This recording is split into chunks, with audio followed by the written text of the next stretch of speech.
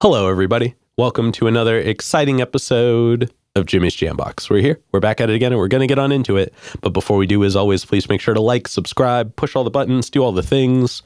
You know, I don't know where they are, but you do, and I trust you. With that being said, here's a quick word from our sponsors. Organic herbs and botanicals, skincare and edibles, wellness for body and mind. The Brothers Apothecary. Fine teas and remedies. Ronald Records. From indie gems to classic hits, discover the heart of local music. With live shows all the time, up close and personal, and regular releases on their in-house label. Ronald Records. Supporting the community, one track at a time. All right, thank you all so much for watching. Again, shout out the Brothers Apothecary and Ronald Records. Make sure to click the link below and go check them out. Guarantee you're going to like it. And with that being said, let's go ahead and get on into it. Here is today's guest. Yo, what up? It's StormyOutside. Hello. What up? Hey, thank you so much for joining us. Why don't you tell us a little bit about, who you are, where you're from, what you do, give us that Tinder profile of your involvement with music. Yeah, I am from Salem, Oregon. I was raised in the same area as Salem. I am a musician, singer-songwriter. I do graphic design, videos, photography, pretty much everything under the sun. Oh yeah, just a man about town. Yeah. Swiss Army knife is how I like to refer to myself as. I dig that. And what got you started in music initially? I think when I was a kid, I just really liked music. We'd go on these long car rides, and my mom would play these songs on the radio, and I would sing along to all these songs, and my sister would be like, "You don't even know, who sings this song. You can't sing this song." And I'm like, "No, I'm going to learn who all these people are, you know?" And so I started learning all these, artist names and stuff. And I just kind of fell in love with artistry in general, but the music was it for me. So around the time, 15, I started taking poetry classes and trying to hone in on writing, because I really liked writing. So that's kind of where it all began, is just enjoying music, but also wanting to put it in my own words. You know what I mean? Yeah, I dig that. And is anybody in your family musical, or are you the first generation of musical artist? I think I'm the first, honestly.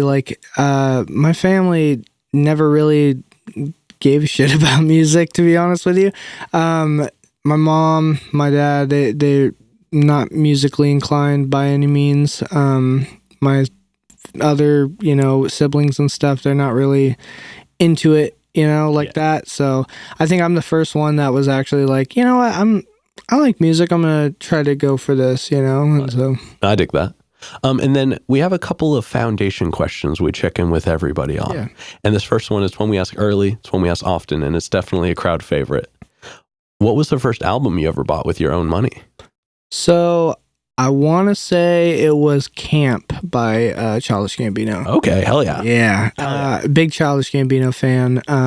Who isn't? Exactly. Donald Glover is the GOAT in my eyes. But I bought it at Walmart. So it had, it was the censored version. Mm-hmm. So when I'm listening to Bonfire, I can't even get into it, because it's beep, beep, beep, Yeah. But it was the first album that I'm pretty sure that was the first album that I bought with my own money. Oh yeah. No, that's a quality first choice. Yeah. And then what was the first live show you ever went to that was one you wanted to go to?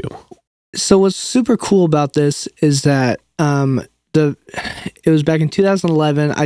I went to my very first show that I paid for the tickets and everything. It was Twisted. Oh, okay. I was super big into the ICP, Twisted era, like the Juggalo stuff back when I was like, younger. My sister, who passed away last year, she was the one that introduced me into that stuff. And so I was really like into like a lot of that style of music, And so they were coming to Portland and I was like, well, I want to go. Like, I'm going to go. Like, it's like, I'm 15, I'm going to go. So I conned my cousins into taking me with them. It was Twisted and a bunch of other artists. But yeah, what's crazy about it is not even 4 years later, I got to open for them in Seattle and Portland. Oh, damn. So it was like a full circle moment. And I legit like was blown away by that. Like they were the very first concert that I ever went to. So it was pretty cool to be able to open for them, being a fan of them since I was a kid, so it was really cool. Oh yeah, no, that's actually a really awesome experience. Thank you for sharing that. Yeah. And then before we get into you in the present day, do you have a defining moment where you decided you wanted to take music more seriously? I think it was the very first show I did. So like there was this website called Reverb Nation, right? Back in the day, and it had these charts on it. You could see where you place in like a local chart, right? And I would go to different cities around Oregon and I'd like look at their charts and like add all these people on Facebook, And I seen this guy that had basically was like putting on a show down in Springfield. He was putting on a show and he was like, hey, like, do you want to be a part of this? And I was like, yeah. And he's like, well, it's a benefit show. If you can donate $25, you can get a set. And so I was like, well, I don't have any like actual music, I just have stuff that I've wrote. So I had to find beats. I had like 3 months to find beats, create songs, all that. And so I was like, I'm going to do it, because I just had that drive in me at the time to be like, I want to perform. I want to show people that I can make, good stuff.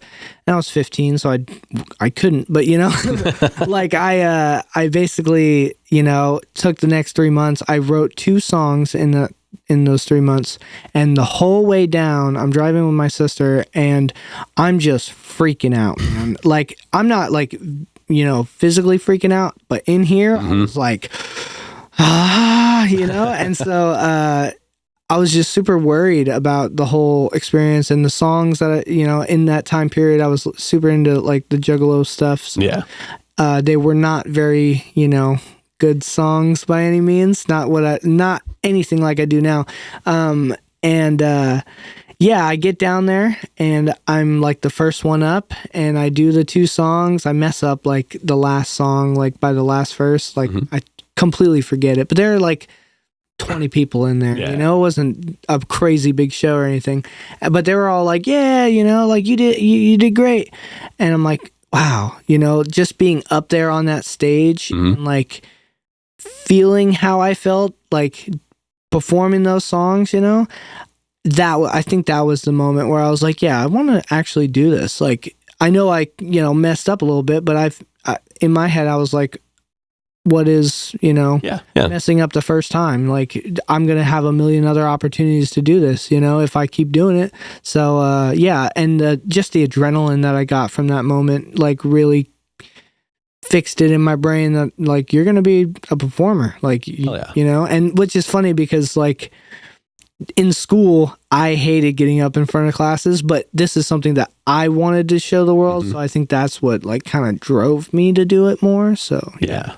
No, that's a really interesting comparison. I haven't had a lot of people bring that up, but that's a good point. Yeah. And it's cool that you had that mentality of like, yeah, I may have not made it like 100% on this one, but if I keep doing it, then that ratio becomes very baseball where it's like, you just have to hit home runs a handful of the times and it still counts as a majority. I feel like I had a super passion for it just at a young age, and I kind of decided like after that moment that this is what I'm going to do for the rest of my life. Like I already was really like into writing and stuff. Like I had a notebook and everything, so like I kept track of all the notebook shit, and like I just had that passion for it, I think, and that's what kind of drove me to like, you mess up, everybody makes mistakes. I can do this better next time, you know? Yeah. And so, I think the passion drove me to keep going. Oh yeah, that's rad. But now let's go ahead and let's find out what you're doing with it now. And we're going to get a super easy one out of the way. How'd you pick the name? So what's funny is, I went by this name Cryptic from the time I was 15 to 2022. And I did a lot of big shows and I did a lot of local shows under that name. But I picked it at 15, you know what I mean? And I was in that, juggalo phase. So I was trying to think of something mysterious and blah, blah, blah, and so I went with that name and it kind of stuck. And, I didn't think anything of it for a long time. And I just didn't like the name after a while, it just wasn't me. I picked it when I was 15. I'm 28 now. So I'm not that person anymore, So 2 years ago, I was like, I need to, figure out what I want to be known as. I want to rebrand. I want to, kind of change things up. And my actual name is Stormy.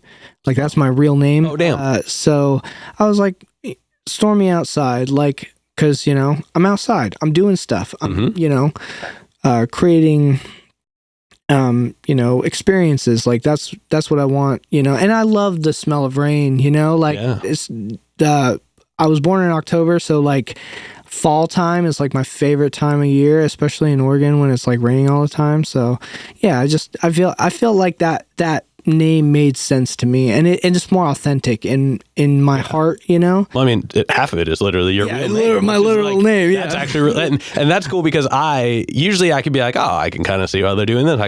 But I genuinely didn't realize that. So that is a cool twist. Yeah. Because then, because people are going to call you because that's they're not going to say, hey, Stormy, come here. They're going to say, hey, Stormy, come here. Yeah. So, people think they're just giving you a cool your artist nickname. Right. And you're going to be like, that's my name. I've been recognized out in public a few times, and people will be like, yo, Cryptic, blah, blah, blah. And I'm just like, ooh.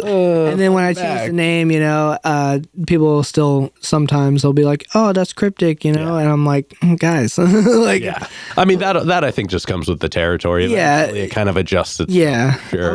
I was that name for quite a long time, so I get it, but I definitely try to be like, hey, I'm not Cryptic anymore. If you follow me on socials, you'd know, I changed my name and stuff. So yeah, no, I dig that. Yeah, you should you need to come up with a it might be Stormy outside, but inside it's some kind of line to shows. Yeah.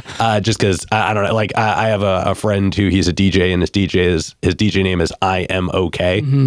And when he goes on, he's like, hey, I'm okay, and I hope you are too. Yeah. And then he starts doing DJ stuff. Yeah. So that's just one of those names where it's I'm sure you could come up with a tag somehow. Yeah. That would be a lot of fun. Yeah. It is a really cool name, and it's nice because it's two very easy words to remember. Mm-hmm. Two words that are never going to be hard to spell. Mm-hmm. And I keep circling back to the fact that it actually is your real name. That's gonna blow people's mind as you meet new people. And you're like, no, that's actually I am Stormy. Because I'm sure somebody's going to be like, what's your real name? I know. I get that a lot, actually, out in, public and at my job and stuff.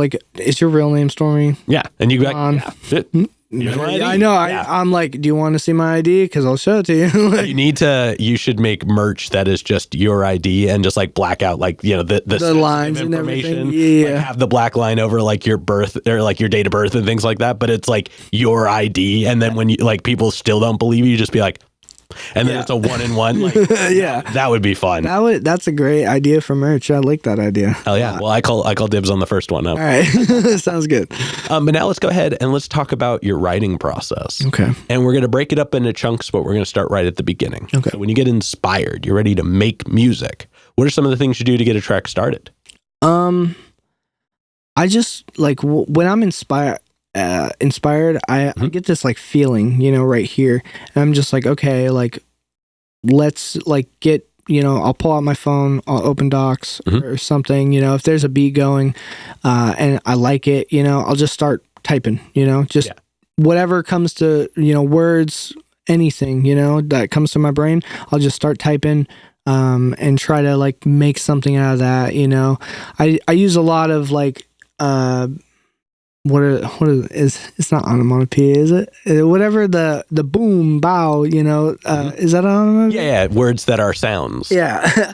Yeah. I failed English all 4 years of high school, which is funny because I'm a rapper. But like, yeah, like words, sounds, like, pow, I think of those first, like if I'm starting to like feel the beat and try to like freestyle a little bit just to kind of catch a vibe, but usually I just pull up my phone. Like when we're locked into the studio, someone will play a beat and I'm just sitting there like this, like, just, coming up with whatever I can, and I think I write first and I come up with a concept later, halfway through the verse, I'm like, okay, this is where I'm going to go with it, Okay, hell yeah. Yeah. And then once you get a track finished writing, so it doesn't have to be like, edited and released and like put out per se. Yeah. But like once you've written the whole track, how long does it usually take you to get comfortable to the point where you can perform it?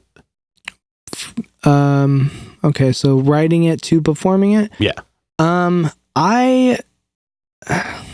It varies.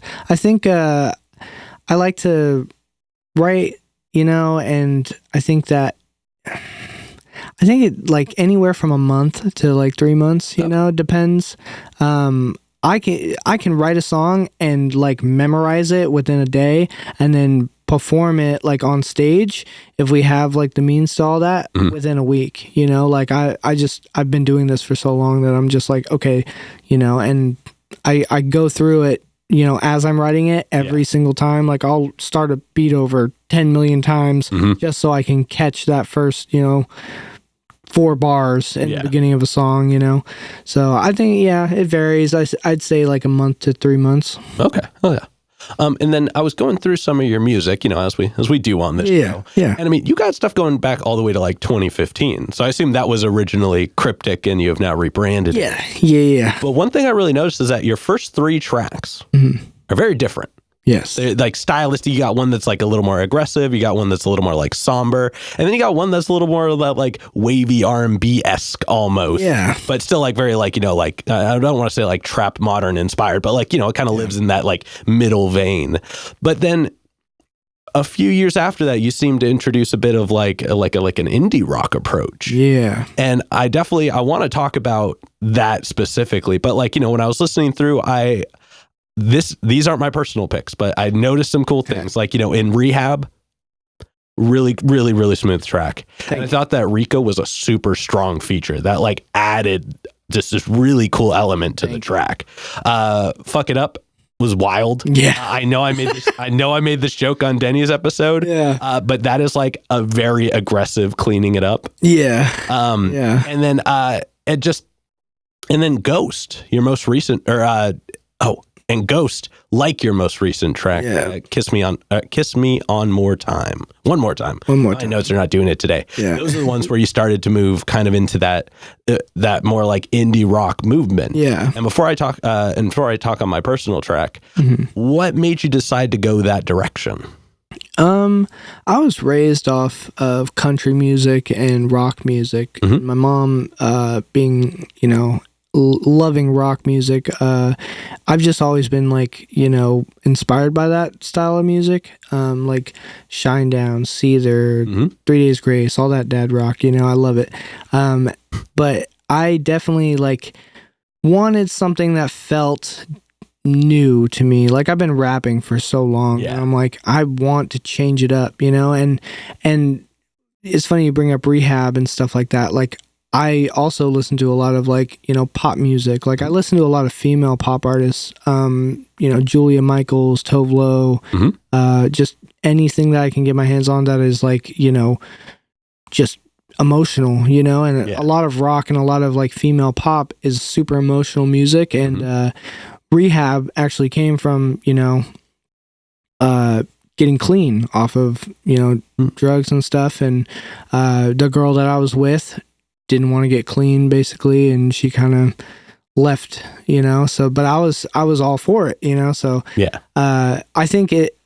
I think with moving forward to the rock aspect, I wanted to change styles, because I've been doing rap for so long and I try to incorporate it at the same time, but I think my voice has an element that not a lot of like it's very unique. Yeah. So I think that having all these different types of genres that I can pull into with having the voice that I have, I think is very, very cool. Just from me being a fan of myself, I think it's cool that I can change lanes as much as I do. So I try to not make the same song twice. Okay. You know? So I'm always trying to expand, you know, to new genres and try to figure out, like I've done a country song, I've done a hyper pop song, I've done all these different styles just because I like to, you know, experiment more than anything, because I think experimenting is beautiful for creativity, you know. Very much so.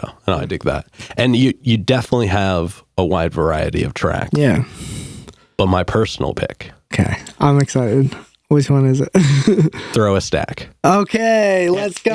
First of all, it slapped. Thank you. That track. Thank you. That track just, I could tell if there were 215s in the trunk when I was listening to it, they would have been going off. It's a bop, dude. And like I'm from like right outside of San Jose, so that Bay Area sound like it just grabbed me, and you were sliding all over the track. Yeah. It was the moment where like that track, I felt like your vocals opened up a little bit more than they have in some of the other ones I was listening to, and that was just, you just felt so locked in on that. Yeah. Like I would love more songs like that, just because for me personally, like I said, that's like just a sound that I'm like, I grew up with. Earlier on. But like, I really did like your approach to it. Because yes, your voice doesn't sound like everybody else's voice that's in that space. Yeah. But it's a really cool track. Yeah, thank you. Yeah, I love that song. It's really fun. Yeah, I really, with that song, I wanted to kind of produce something that was a party song, but also like I wanted to have that West Coast element because I don't feel like I had done that before. Yeah. Which is funny because I live on the West Coast and I listen to a lot of West Coast music. There was a lot of time, for the longest time, the border of California and Oregon really separated the two spaces. I don't think it permeated north for a lot longer than it could have. Yeah, it's starting to mesh. I can see a lot of artists. Well, a lot of the grunge from the north kind of kept it out for a while. Yeah. You know? I mean, like the Pacific Northwest was known for like, the Nirvanas of it all. Yeah. Whereas like now, very much so, like everything has just kind of become this mingled I feel like I'm a pretty good poster boy for both those things kind of combining together. But if you're like 3 more hours south, you'd be right on the line. Right? But no, Throw a Stack. I just wanted to make like a West Coast party track. I like performing, so like whenever I have a song that I can perform, that's what I sometimes I make songs just to be able to perform them. Just for me, because I like performing. So that song kind of just came up like that. I just kind of wrote it and was like, this is fun, like it's a fun one. So that's where that one came from. Oh yeah. And actually that segues perfectly into our next question, which is, what is your favorite track to perform? Ghosts. Okay. Ghosts is my is truly one of the greatest songs, the greatest song I've ever wrote, but also just one of the greatest songs to perform, just because at this point, because it's been out over a year and a half now, it's literally like I don't even have to perform the song. I can just play, like start the beat, right? And people will already know what song it is. Yeah. And they sing the song already, all my, like I have a pretty core fan base out in Salem. And every time I perform out there, I literally can say the first line and let everybody just sing the rest of the song. It's quite insane to me because I've never had that before. Like I've had like some catchy hooks that people like, like they get the hook part, right? They're not singing the verses, but they know the hook. They know every single word of that song and they sing it word for word every time I perform it. So that is a really powerful experience. And the song came from like some real stuff, and I feel like the emotion really carried into it when I was recording it, which is funny because I recorded it over like 4 sessions. Like I wanted it to be the way I felt in those moments.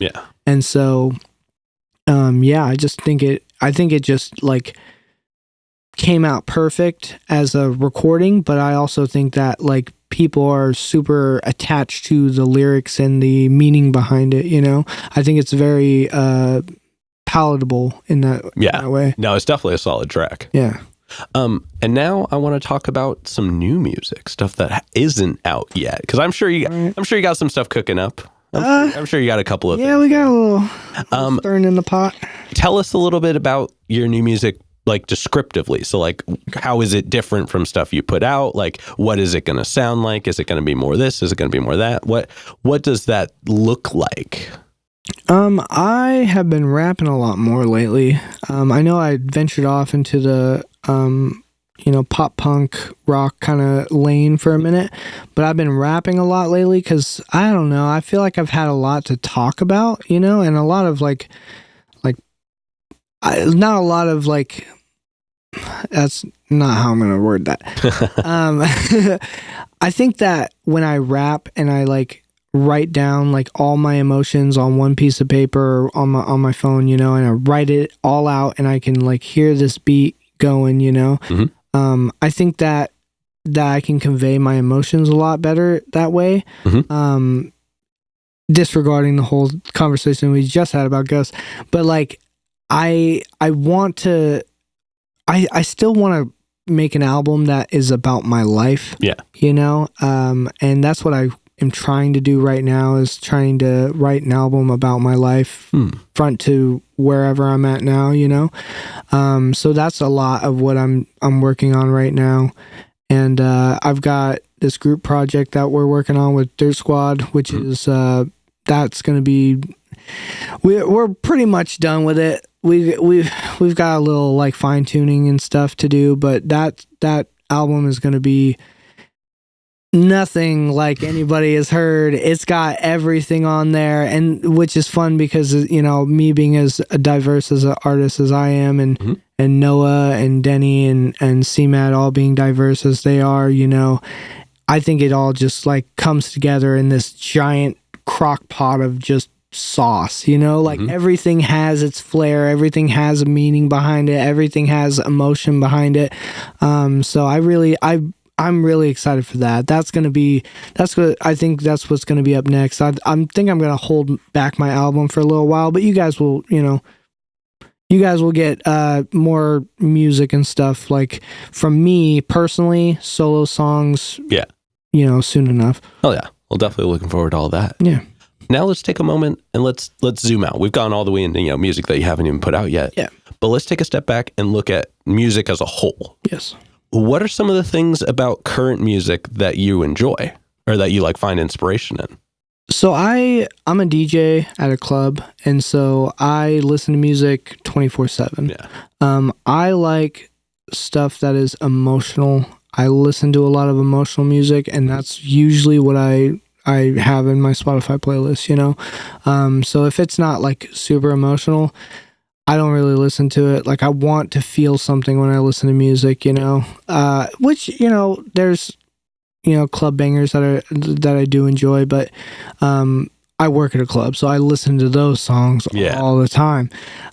So I like, in my own time, I like to listen to stuff that is more emotional. And I think that a lot of new music, because it's so vast now, I'm finding artists on like TikTok and stuff that I've like would never have found just without TikTok, and I think that finding those artists, like they're super underground. They've got maybe like 10,000 followers, or less, and they've got a really good song. Like there's this song, I think it's LMS by what's her name, but she has a stripped version of it, and it's just her on guitar, and like there's just something about like the lyrics behind songs that I go for. I want to, like, Tove Lo is my favorite female artist, and she's super like dark and sexual in a way, like promiscuous kind of sounding, and I really like that kind of style too. But yeah, a lot of like new music, I try to like, I'm not partial to any specific genre. I listen to everything, you know? So I think that all the new music coming out is great. And I think that all the artists that are making new music should continue, you know, creating, because that's how we get, you know, our emotions out at the end of the day, at least for me, you know. Oh, yeah. I don't want to speak for every other artist in the world, but no, definitely. And I mean, yes, new artists, please keep making music and then come on the show. Yes, absolutely. And then we've got one last question to go in this middle portion. And it's probably the densest question in the interview. But we talked a lot about, you know, your experiences with music, the actions, the reactions, things like that. But when it's just you and music one-on-one, what does music give back to you? Therapy, like something I can cry to, something that I can feel happy for, the emotions that come from it, is really, you know, I think it's therapy at the end of the day. Like, I wouldn't be able to process some of the emotions that go on in my head, you know, through like either past traumas or stuff like, you know, that I've gone through without it. So I think that it's truly therapy, either when I'm making it, creating it, listening to different artists, you know. I really do think that there should be like a therapist place that is solely just like listening to music to try to get you to, you know, feel certain emotions that you haven't felt. Obviously go to a real therapist, you know what I mean? But like having that as like another form of therapy is pretty much, you know, how I feel about it. Oh yeah. Well, thank you for sharing that. Yeah. Now let's go ahead and let's move on to some hypothetical questions. Okay. And for these, sky's the limits. The questions are all made up, so the answers are allowed to be as well. Okay. But this first one is pretty straightforward. If you could work with any one person, the only requirement is they have to be alive. Who would you want to work with, and how would you want to work with them? Alive. Okay. So that cancels out half the list. I'd say Machine Gun Kelly. Okay. I'm a huge MGK fan. And his pop punk stuff is amazing. His rap stuff, incredible. I think he's one of the best rappers ever. And I would like to, you know, work on a song with him, you know, try to match a vibe in a studio, you know. Would you want him to feature on your track, or would you want to feature on his track? I want me to feature on his track. Okay. I think that would be cool to see how he like comes up with ideas and his whole studio aura. I think that would be really cool. But yeah, and like kind of, you know, bounce ideas off of each other, because I've been listening to this guy since I was like 13, dude. I know pretty much every song by him, you know. Yeah. Honorable mention would be Donald Glover.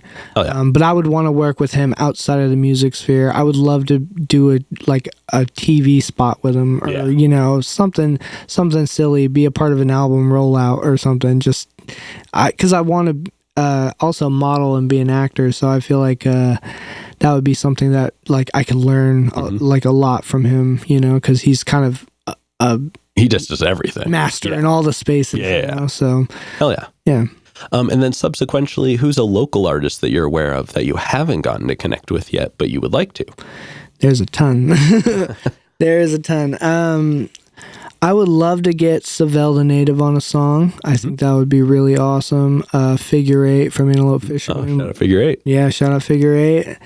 The Fig and the Antelope Fisherman, dude. I love those guys. I would love to do a song with Winnie. I think that would go so hard, dude. Amine, you know, the big ones from Portland. Like, I think that would be really cool. But yeah, a lot of other artists, like, I don't like seek, you know, like, you know, working with a lot of people. I like to work by myself a lot, unless it's like in my tight knit group. But yeah, you know, I would love to work with everybody that, you know, would want me on a song, you know. Oh yeah. I just want to create is really what it boils down to. But I want to have the vibe there, you know. Yeah. Like, everybody, you know what to do. At people in the comments. Let's see who we could get on a track with them. Yeah. And then for this next one, like I said before, sky's the limits, and it's pretty literal in this sense. But if you could perform anywhere in the world, and you wouldn't have to worry about crowd access or building stability or power. It's guaranteed the best lineup, guaranteed the best show. And it doesn't have to be a venue. It could be anywhere. Where would you want to perform? Have you ever been to Twin Falls, Idaho? I have not.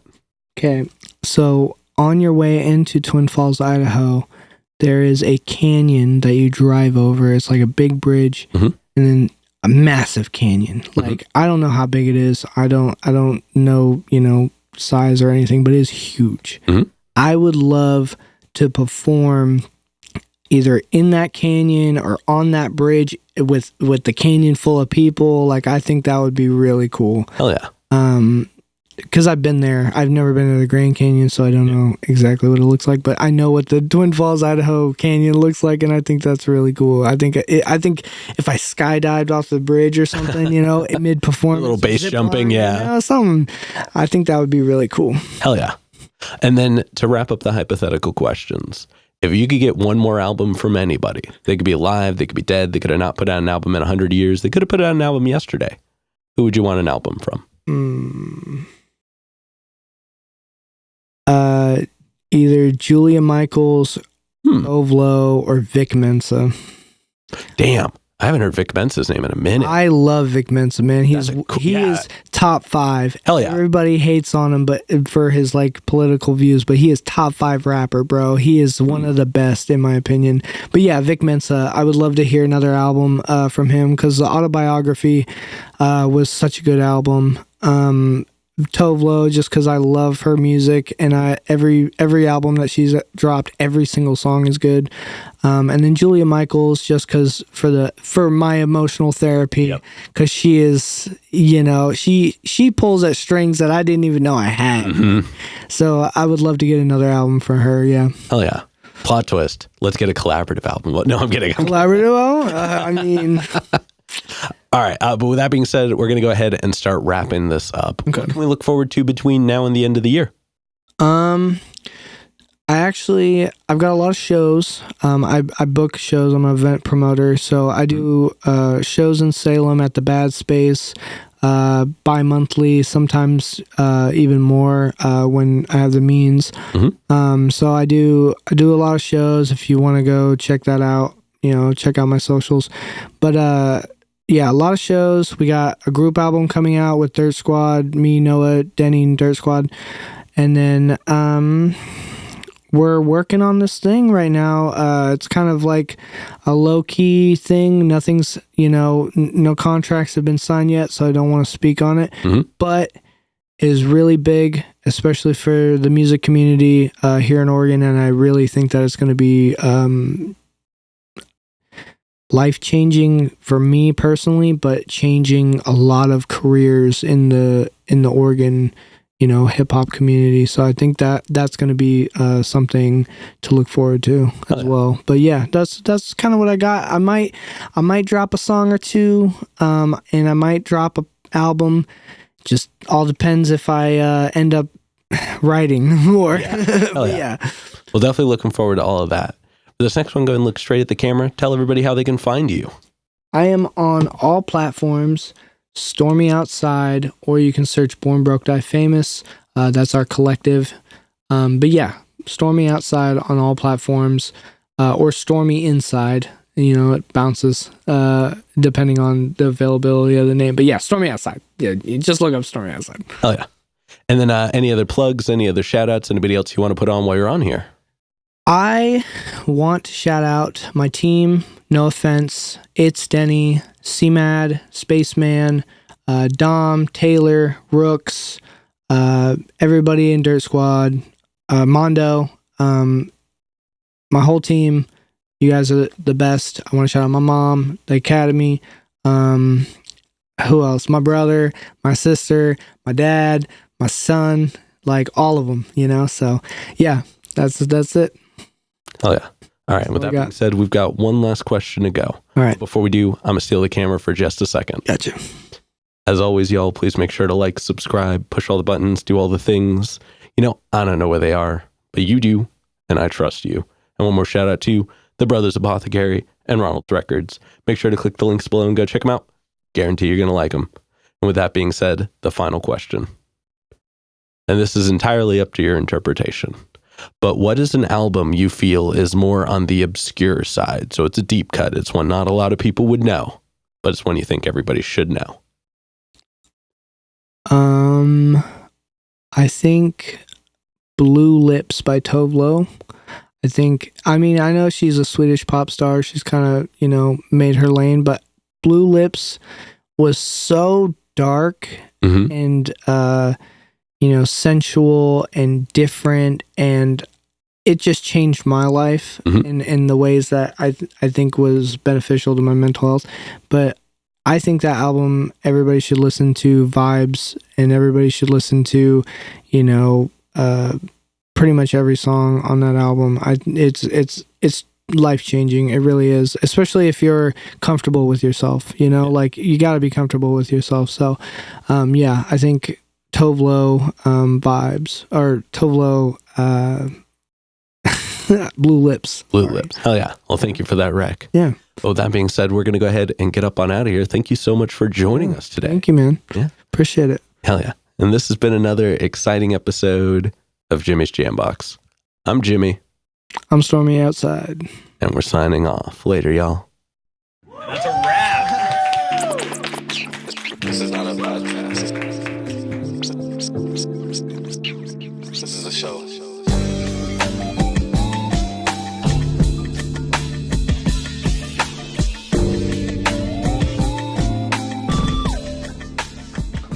Keep jamming.